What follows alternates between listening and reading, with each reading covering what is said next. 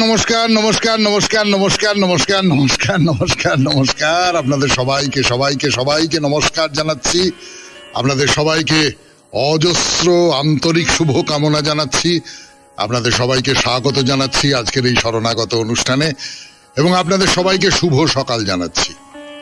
শুভ সকাল, শুভ হোক, শুভ হোক, শুভ হোক। আজকে শ্রী হরিভক্তি বিলাস মতে বিষ্ণু শৃঙ্খল যোগ। আসামে আজকে করম পূজা, বিহারে সেটাই হয়ে গেছে কুর্ম পূজা, আর মণিপুরে হিকরা হিতম্বা। শ্রী শ্রী বিষ্ণুপ্রিয়া দেবীর ছোট ভাই যাদবাচার্য গোস্বামী প্রভুর আবির্ভাব হয়েছিল এই তিথিতে। আর সাহিত্যিক, তার কথা আমরা সবাই জানি, তার লেখা আমরা সবাই পড়েছি, তারাশঙ্কর বন্দ্যোপাধ্যায়, তিনি প্রয়াত হন আজকের তারিখে, এই 14ই সেপ্টেম্বর। এবারে বেণীমাধব শীলের পঞ্জিকা অনুযায়ী আজকের দিনটার কথা বলবো। আজকে 28শে ভাদ্র 1431, ইংরেজির 14ই সেপ্টেম্বর 2024, শনিবার। আজকে একাদশী। সূর্যোদয়ের সময় ভোর 5:26, সূর্যাস্তের সময় সন্ধে 5:40। নক্ষত্র উত্তরাষাঢ়া। আজকে জন্মে মকর রাশি, বৈশ্য বর্ণ, মতান্তরে শূদ্র বর্ণ, নরগণ। সন্ধেবেলা 5:46 গতে দেবগণ। আমাদের হোয়াটসঅ্যাপে চিঠি পাঠাবার নাম্বার দুটি আপাতত, যতদিন না পর্যন্ত আমাদের পুরনো নম্বর ঠিক হচ্ছে। একটি তো ওই শরণাগত সৌমিত্র পরিবার, যারা তার সদস্য তারা সেখানে চিঠি লিখতে পারেন, আর তা না হলে আরেকটি নম্বর 9123615431, এই নাম্বার। কিন্তু অতি অবশ্যই SG লিখতে হবে চিঠির গোড়ায়, হোয়াটসঅ্যাপ নাম্বার। এবারে আজকের অনুষ্ঠান সম্পর্কে বলি। আজকের অনুষ্ঠানে প্রথমে তো পুরাণ চিরন্তন। পুরাণ চিরন্তনের জয়দ্রথের কথা বলতে বলতে আমরা অন্য কতকগুলো কথায় চলে এসেছি। সেই সমস্ত সুতোগুলো গুটিয়ে আবার শেষ পর্যন্ত জয়দ্রথের জায়গায় চলে যাব আমরা। আপাতত আমরা যেখানে আছি সেটা হচ্ছে যে কুরুক্ষেত্র যুদ্ধ চলছে। দুর্যোধন দ্রোণাচার্যকে খুব উত্তেজিত করেছেন। আপনি কি করছেন? আপনি দ্রোণাচার্য না? আপনি নিশ্চয়ই অর্জুনকে ভালোবাসেন বলে ছেড়ে দিচ্ছেন পাণ্ডবদের।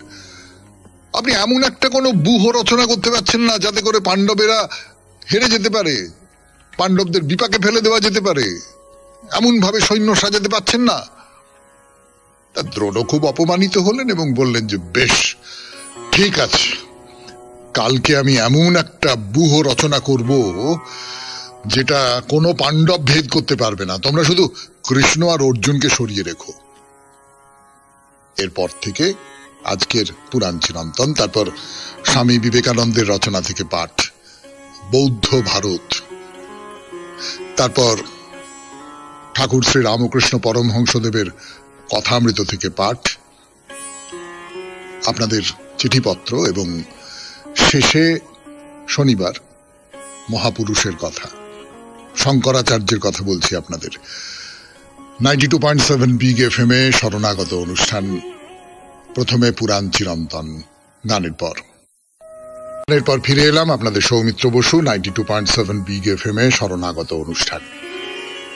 তা অনুষ্ঠান পরিচিতিতে আপনাদের আরেকবার মনে করিয়ে দিলাম গতদিন যেটা বলেছিলাম, যে দুর্যোধন তো দ্রোণাচার্যকে খুব উত্তেজিত করলেন এবং দ্রোণাচার্য খেপে গেলেন। বেশ, কালকে আমি একটা ভয়ঙ্কর ব্যূহ রচনা করব, তাতে করে পাণ্ডবেরা কিছুতেই তার ভেতরে ঢুকতে পারবে না, শুধু কৃষ্ণ আর অর্জুনকে বাইরে রাখবে, কৃষ্ণ আর অর্জুনকে অন্য জায়গায় ব্যস্ত রাখবে। তো তাই হলো। এই ত্রিগর্তরাজ সুশর্মা, তার প্রচুর সৈন্য, সঙ্গে আরো কিছু সৈন্য, তারা শপথ নিয়েছিল যে অর্জুনকে মারবার জন্য তারা মরণপণ করে যুদ্ধ করবেন। সংসপ্তক কথাটা শুনেছেন আপনারা? সংসপ্তক, এই যে সৈন্যরা, এদের বলা হতো সংসপ্তক। তো যুদ্ধে তো নানান রকম গুজব ছড়ানো হয়, শত্রুপক্ষের দিক থেকে নানান ধরনের গুজব ছড়ানো হয়, সব যুদ্ধেই হয়। তো এরকম গুজব ছড়িয়ে দেওয়া হলো। কর্ণ, দুর্যোধন এরা সকলেই রটনা করে দিলেন আর কি, যে আজকে সংসপ্তকরা প্রতিজ্ঞা করেছে যে অর্জুনকে তারা মারবেই, অর্জুনের তাদের হাত থেকে আর রেহাই নেই, এইটা একদম ঠিক করে ফেলা হয়েছে। তো অর্জুন তো কি সংসপ্তক আমাকে মারবে বলে প্রতিজ্ঞা করেছে, আচ্ছা এই যে রেগে গেল, ব্যাস রেগে যাওয়া মানেই হচ্ছে ফাঁদে পা দিয়ে দেওয়া। সাধে কি আর বলে, ক্রোধ হচ্ছে একটা খারাপ রিপু। তো অর্জুন খুব রেগে গেছেন। অর্জুন বললেন যে ঠিক আছে ঠিক আছে দেখা যাক, বলে এইবারে তিনি কৃষ্ণকে সঙ্গে নিয়ে সংসপ্তকদের বিনষ্ট করতে চললেন। কৃষ্ণ তো সারথি। আরে তুমুল যুদ্ধ চলছে, অর্জুন একের পর এক সংসপ্তকদের হত্যা করছেন। আর দ্রোণ সেদিন চক্রব্যূহ রচনা করেছেন, যুদ্ধ শুরু করেছেন। সে প্রচন্ড যুদ্ধ হচ্ছে এবং এই ব্যূহ আগে কেউ কখনো চোখে দেখেনি, ফলে কেউ এই ব্যূহ ভেদ করতে পারছে না। আর এই প্রচুর পাণ্ডব সেনা মরে যাচ্ছে, প্রচুর পাণ্ডব সেনা। তো পাণ্ডবরা একেবারে বিহ্বল হয়ে পড়েছে। এই চক্রব্যূহ ভেদ করবার পদ্ধতি শুধুমাত্র কৃষ্ণ, অর্জুন আর ওই কৃষ্ণের ছেলে প্রদ্যুম্ন, এই তিনজন জানতেন। অর্জুন জানতেন, সুভদ্রাকে তিনি সেই গল্পটা বলেছিলেন। বলতে গিয়ে চক্রব্যূহে ঢোকবার কথাটা বলেছিলেন, বেরোবার কথাটা বলেননি, মনে আছে তো? পেটের মধ্যে অভিমন্যু ছিলেন, তিনি ওই ঢোকবার কথাটাই শুনেছেন, বেরোবার কথাটা শুনতে পাননি। তার আগেই অর্জুন সুভদ্রা ঘুমিয়ে পড়েছেন দেখে তিনি গল্প বলা ছেড়ে দিয়েছিলেন। তো অর্জুন, প্রদ্যুম্ন আর কৃষ্ণ তারা তো বহু দূরে। যুধিষ্ঠির অন্য সমস্ত যোদ্ধারা আছেন, তাদের সঙ্গে পরামর্শ করছেন যে কিভাবে কিভাবে এর থেকে মুক্তি পাওয়া যেতে পারে, কিভাবে।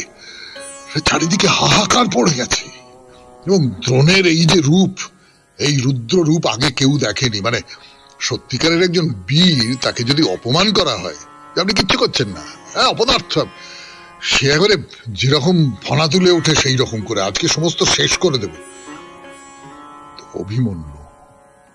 অভিমন্যু বলল, বেশ আমার উপর দায়িত্ব দিন। 92.7 বিগ FM এ শরণাগত অনুষ্ঠান শুনছেন, পুরাণ চিরন্তন। আমি আপনাদের সৌমিত্র বসু।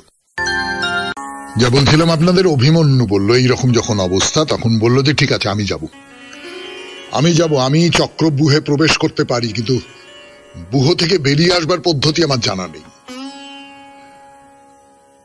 ভেতরে প্রবেশ করতে পারবে তো? আচ্ছা ঠিক আছে, যদি ভেতরে প্রবেশ, ও ঠিক আছে ঠিক আছে ঠিক আছে, আমরাও তোমার পেছন পেছন ভেতরে প্রবেশ করব, তারপর ওই কৌরব সৈন্যদের কচুকাটা করে তোমাকে বাইরে বার করে আনবো। চল চল চল চল চল ঢুকে পড়ো। অভিমন্যুর এই গল্পটা, এই যে আমাদের এই অনুষ্ঠানটার নাম তো পুরাণ চিরন্তন, এই পুরাণ চিরন্তনের পক্ষে খুব প্রাসঙ্গিক একটা গল্প।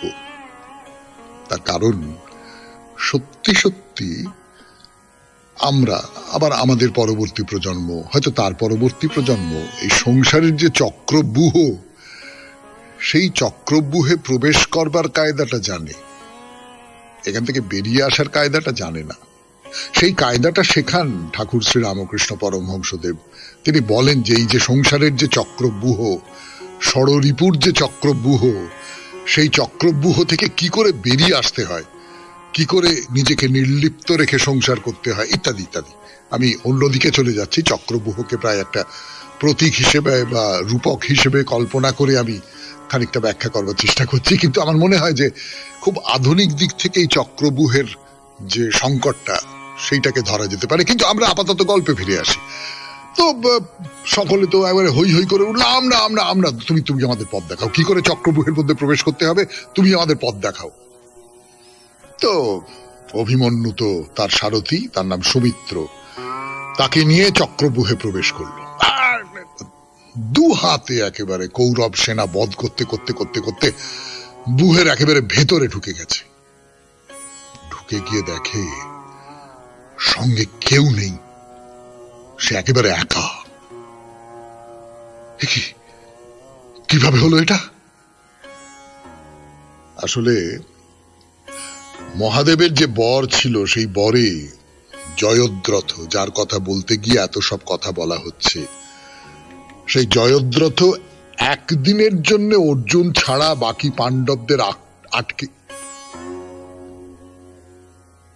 সেই জয়দ্রথ একদিনের জন্য অর্জুন ছাড়া বাকি পাণ্ডবদের আটকে রাখতে পারতেন, সেই ক্ষমতা তাকে দেওয়া হয়েছিল। তিনি একা বুহমুখ আটকে রেখে দিলেন। যুধিষ্ঠির, ভীম, নকুল, সহদেব, অন্য যোদ্ধারা কিছুতেই সেই বুহের ভেতরে ঢুকতে পারলেন না। জয়দ্রথ দাঁড়িয়ে আছেন এবং তার মাথার উপরে আছে মহাদেবের আশীর্বাদ। অপ্রতিরোধ্য জয়দ্রথ আজকে বুহের ভেতরে অভিমন্যু। এই পর্যন্তই থাক।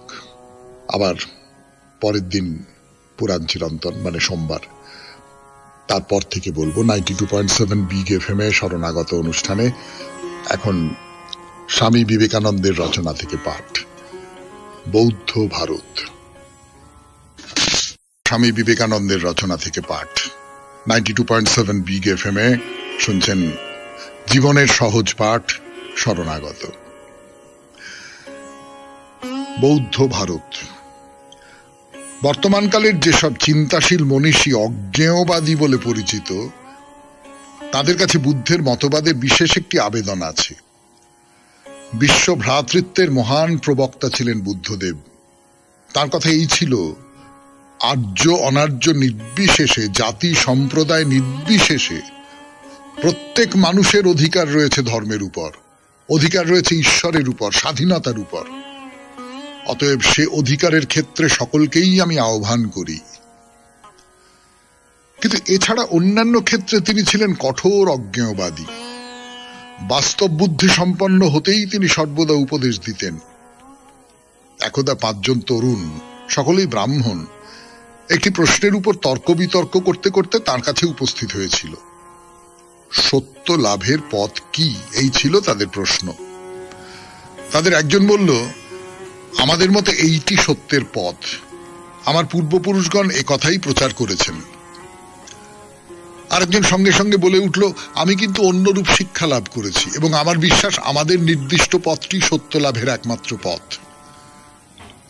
হে আচার্য, এখন এর মধ্যে কোনটি ঠিক তাই আমাদের জিজ্ঞাস্য।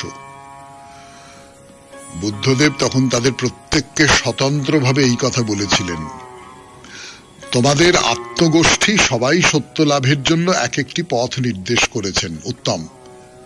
কিন্তু তুমি নিজে কি ঈশ্বর দর্শন করেছ? অথবা তোমাদের পিতা কিংবা পিতামহ কি ঈশ্বর দর্শন করেছেন? না, তারা কেউ ঈশ্বর দর্শন করেননি। তাদের পিতা পিতামহ ঈশ্বর দর্শন করেননি। আচ্ছা, তোমাদের আচার্যদের মধ্যে কেউ কি ঈশ্বর দর্শন করেছেন? না, তারাও ঈশ্বর দর্শন করেননি। সকলের মুখেই এক উত্তর, সকলেরই এক কথা, কেউ তারা ঈশ্বর দর্শন করেনি। তখন বুদ্ধদেব সেই পঞ্চতরুণকে একটি উপাখ্যান শুনিয়েছিলেন। কি সেই উপাখ্যান, তা আজকে থাক, বলবো আবার সোমবার স্বামী বিবেকানন্দের রচনা থেকে পাঠ এই পর্যায়ে।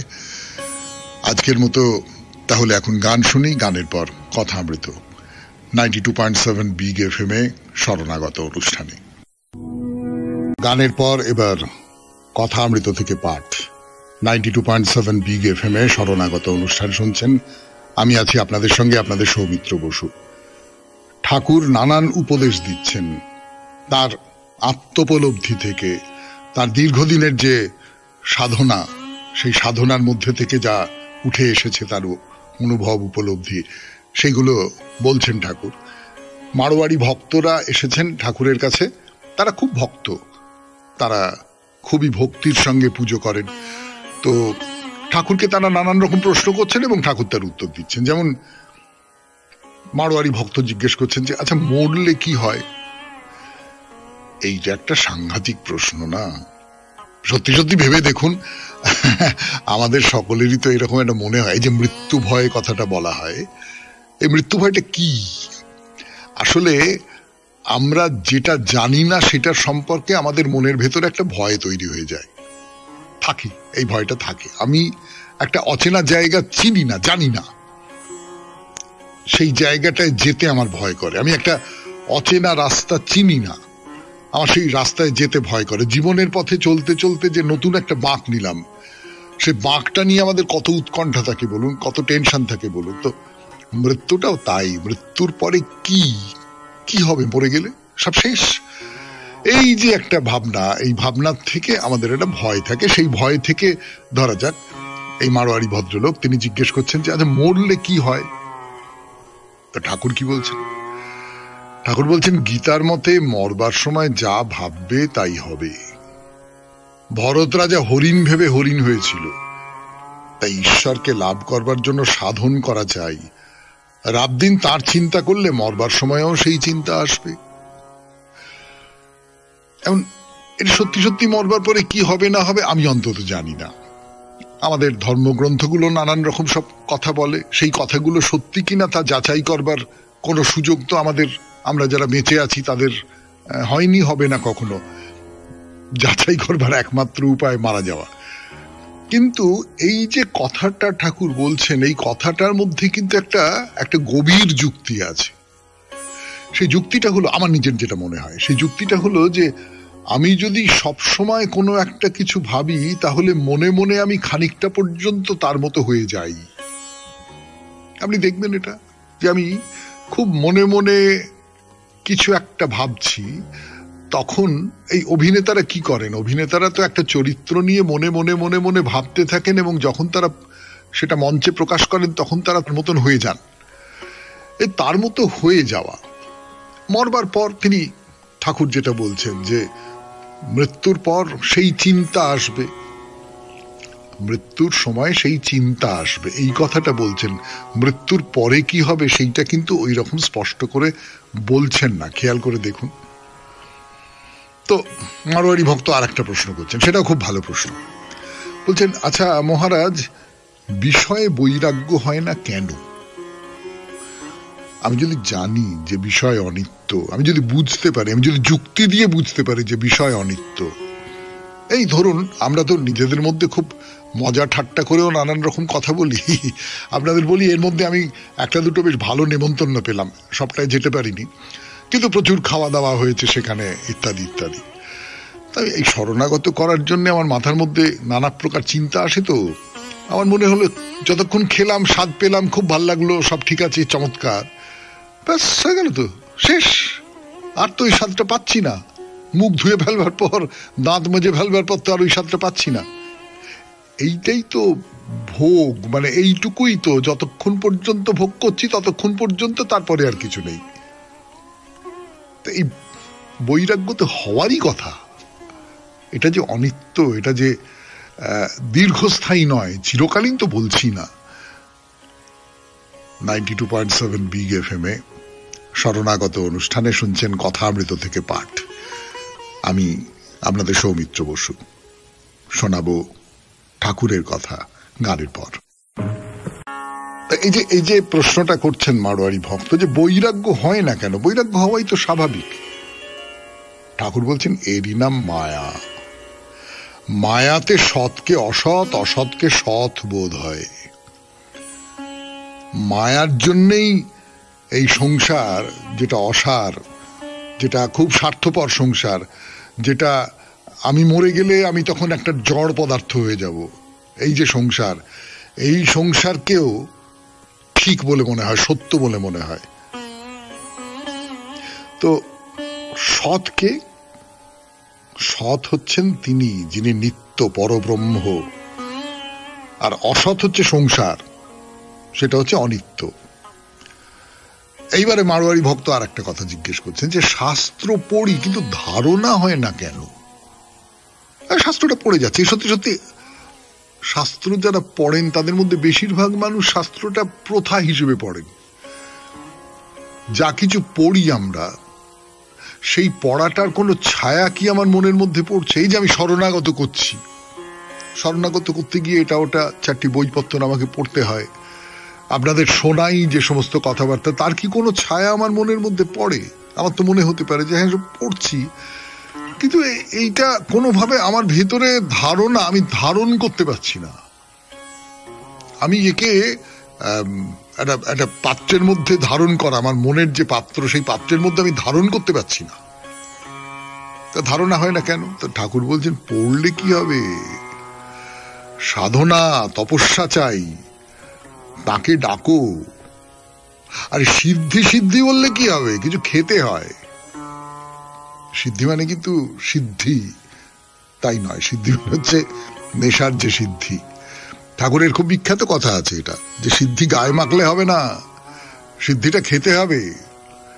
তুমি যদি সত্যি সত্যি ধারণা তৈরি করতে চাও ঈশ্বর সম্পর্কে, আধ্যাত্মিকতা সম্পর্কে তুমি যদি ধারণা তৈরি করতে চাও, তাহলে তোমাকে সাধনা করতে হবে, তাহলে তোমাকে ওর স্বাদটা নিতে হবে, তাহলে ওটা খেতে হবে, তোমাকে ভেতরে নিয়ে যেতে হবে। আমরা যখন বই পড়ছি, ধর্মগ্রন্থ পড়ছি, তখন বাইরে থেকে পড়ছি দেখছি মনের ভেতরে প্রবেশ করছে না। লেখাপড়াও দেখবেন অনেকে আছে যে মনের মধ্যে প্রবেশ করে না, ওই মুখস্থ টুকস্থ করে, কিন্তু তারপর তার গোটা জীবন যাপনের মধ্যে সেই যে লেখাপড়া করবার যে ছাপটা, সেই লেখাপড়া করবার যে প্রভাবটা, সেইটা কোনোভাবে কাজ করে না।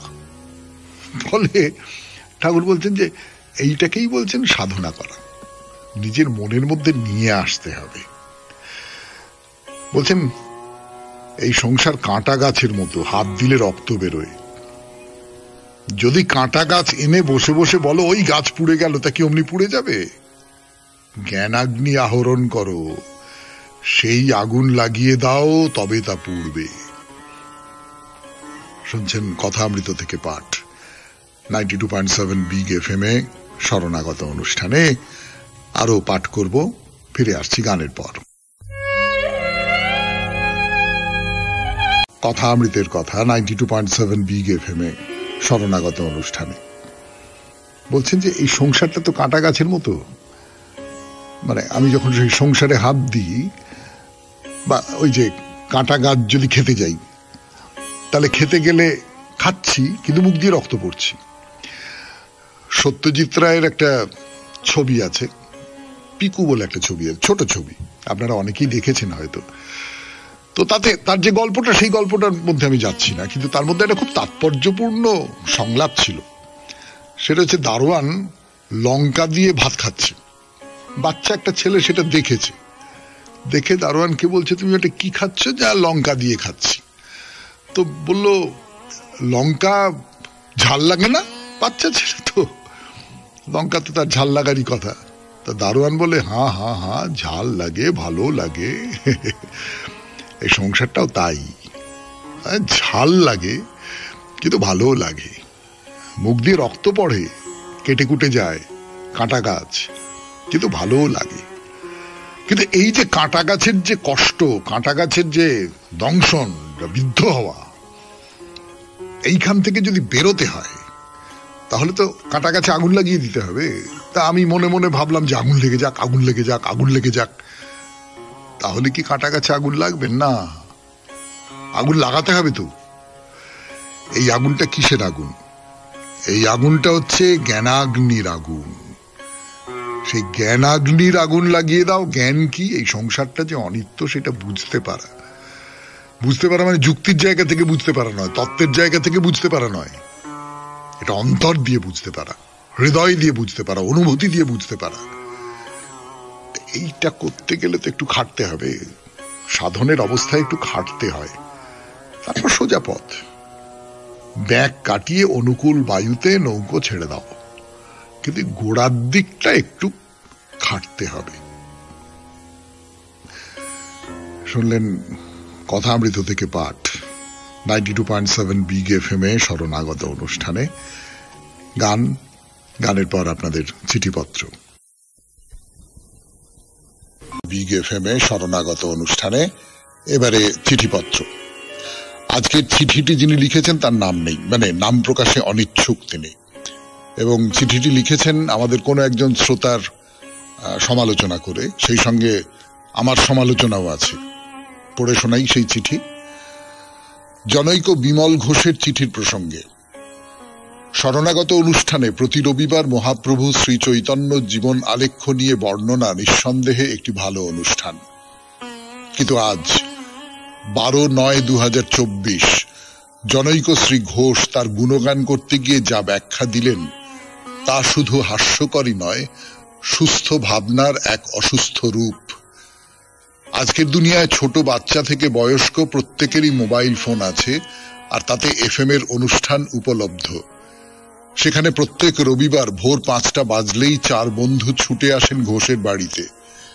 শীত, গ্রীষ্ম, বর্ষা উপেক্ষা করে তাদের এই আগমন অত ভোরে তার বাড়ির লোক কত সহজে মেনে নেবে, এটা ভেবে আতঙ্কিত বোধ করছি।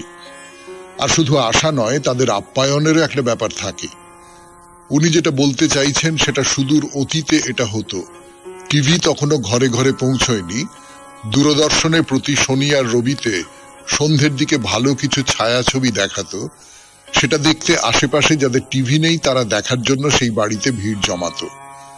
তাই বলে এই ঘটনা কি খাপ খায়? চিঠিপত্রের আসরে এটা নজিরবিহীন উপমা হয়ে রইল। চিঠিপত্র বাছাইয়ের সময় অবশ্যই প্রাসঙ্গিক বিষয়গুলি ভেবে অন এয়ারে দেওয়া উচিত। নাম প্রকাশে অনিচ্ছুক। আপনাকে কি বলে সম্বোধন করব? অনিচ্ছুক বলেই সম্বোধন করি। আপনাকে দুটো কথা বলবার আছে। 1 নম্বর হচ্ছে যে আপনার এই চিঠিটা যদি মেনে নিতে হয় তাহলে শ্রী ঘোষকে মিথ্যেবাদী বলতে হয়। সেটা বলা আমার পক্ষে সম্ভব নয়, 1 নম্বর কথা। আর 2 নম্বর কথা, আমি খুব বিনয়ের সঙ্গে বলছি যে আপনি খুব ভালো করে বাস্তবটা জানেন না। খুবই বলতে আমার একটু খারাপ লাগছে, আমি এরকম কর্কশ কথা বলতে চাই না।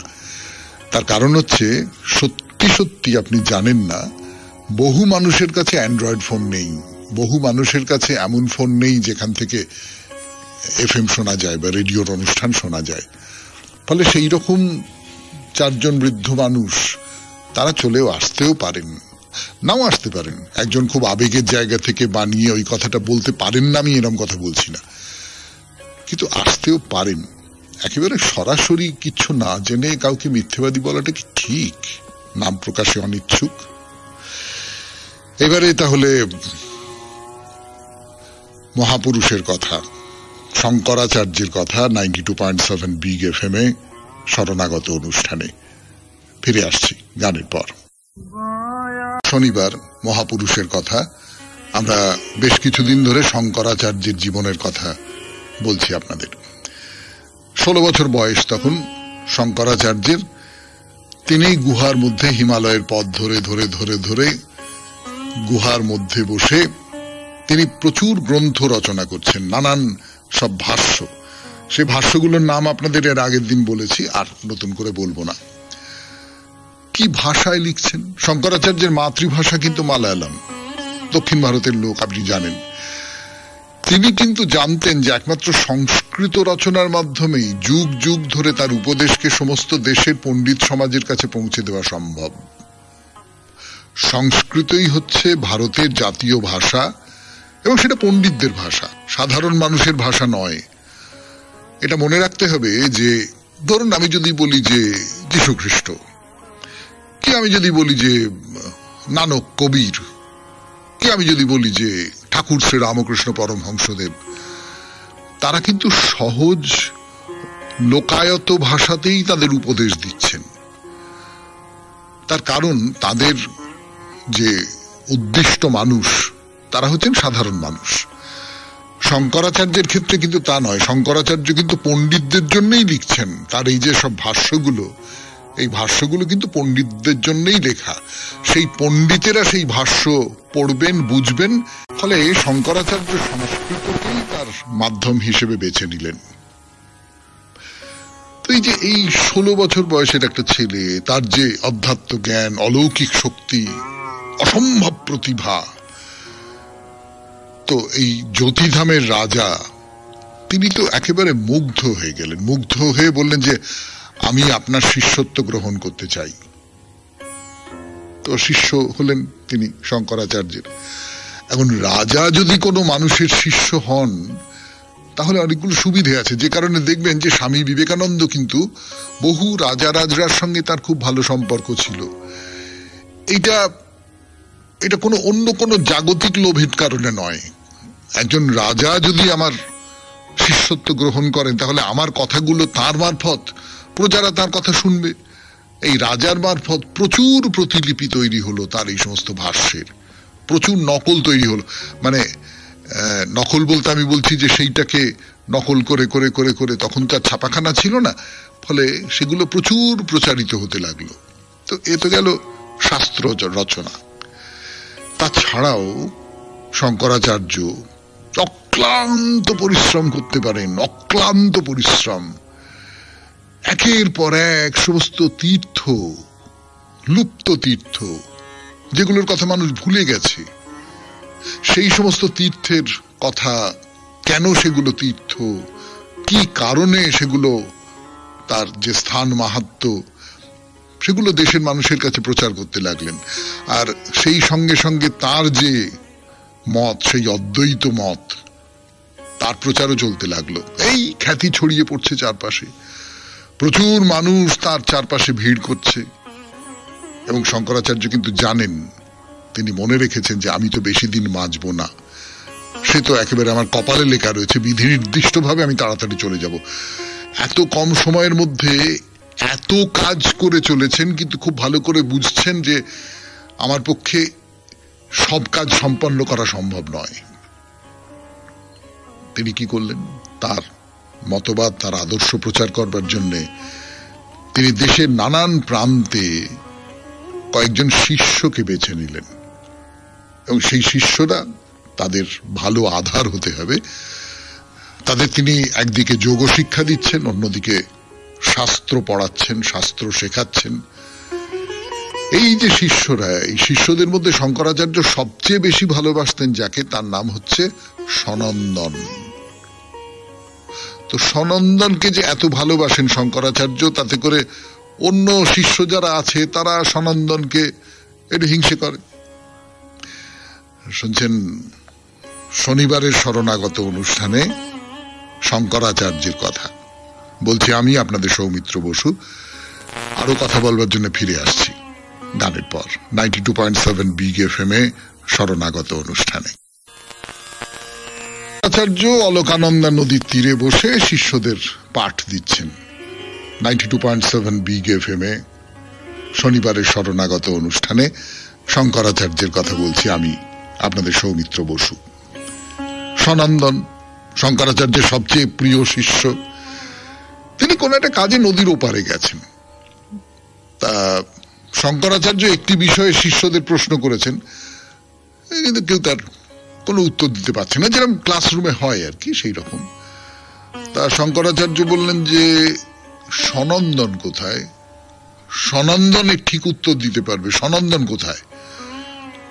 তো দেখতে পেলেন যে সে নদীর ওপারে তীর ধরে ধরে চলেছে। পাহাড়ি নদী, প্রচন্ড স্রোত, সে তো আর সাঁতার কেটে পার হওয়া সম্ভব নয়। তো একটু দূরে একটা সাঁকো ছিল, তো সনন্দন সেই সাঁকোর দিকে যাচ্ছে, সেই সাঁকোটা খানিকটা দূরে। তা শঙ্করাচার্য নদীর এপার থেকে তাকে ডাকলেন যে সনন্দন, তাড়াতাড়ি এসো, সকলে তোমার জন্য অপেক্ষা করে আছে। তো গুরুর ডাক শুনে দাঁড়িয়ে পড়লেন সনন্দন। সাঁকো পর্যন্ত যাব, সেখান দিয়ে পার হব, তারপরে আবার ফিরে আসবো, তো অনেক দেরি হয়ে যাবে, সাঁতার কেটে পার হয়ে যাই বলে জলে ঝাঁপ দিলেন। সবাই এবারে আরে কি করছে, কি করছে ওটা বলে হাহাকার করে উঠল, নিশ্চয়ই ভেসে যাবে। কিন্তু সবাই দেখলো সনন্দনের পা নদীর জলে ডুবছে না, একটা করে পা ফেলছেন আর পায়ের তলায় একটা করে পদ্ম ফুল ফুটে উঠছে। সেই পদ্ম ফুলের ওপর পা দিয়ে দিয়ে দিয়ে দিয়ে সনন্দন নদী পার হয়ে তার গুরুর কাছে চলে এলেন। এই গুরু ভক্তি কাকে বলে, যোগ শক্তি কাকে বলে, এটা আমি জানি না, সত্যি কিনা আমি জানি না, বানানো গল্পও হতে পারে। কিন্তু আমরা তো গুরুর প্রতি ভক্তির অনেক গল্প পড়েছি। এই সেদিনই পড়ছিলাম আরুণীর গল্প, আয়দ ধৌম্য আর আরুণীর গল্প। সনন্দনের গল্প সেই রকম একটা গুরু ভক্তির চরম নিদর্শন হয়ে আছে। তা শঙ্করাচার্য তিনি সনন্দনকে আশীর্বাদ করে বললেন, তুমি প্রতি পদক্ষেপে এক একটি পদ্ম ফুটিয়ে অলকানন্দা পার হয়েছ, তাই আজ থেকে তোমার নাম হলো পদ্মপাদ। এইবার শঙ্করাচার্য সনন্দনকে সেই প্রশ্ন করলেন যে প্রশ্নের উত্তর কেউ দিতে পারেনি। সনন্দন উত্তর দিলেন। এইবারে সমস্ত শিষ্যরা বুঝতে পারল কেন আচার্য সনন্দনকে সকলের চেয়ে বেশি স্নেহ করেন। তাদের মনে যে হিংসে ছিল যে গুরুদেব ওকে একটু বেশি বেশি করে দেখেন, এগুলো ঠিক না, সেই ব্যাপারটা চলে গেল। আজকে তাহলে এই পর্যন্তই থাক, আবার পরের শনিবার শঙ্করাচার্যকে নিয়ে আরো সব কথা। 92.7 বিগ FM এ শরণাগত অনুষ্ঠান আজকের মতো এখানেই শেষ করছি। সবাই খুব ভালো থাকবেন, আনন্দে থাকবেন। নমস্কার।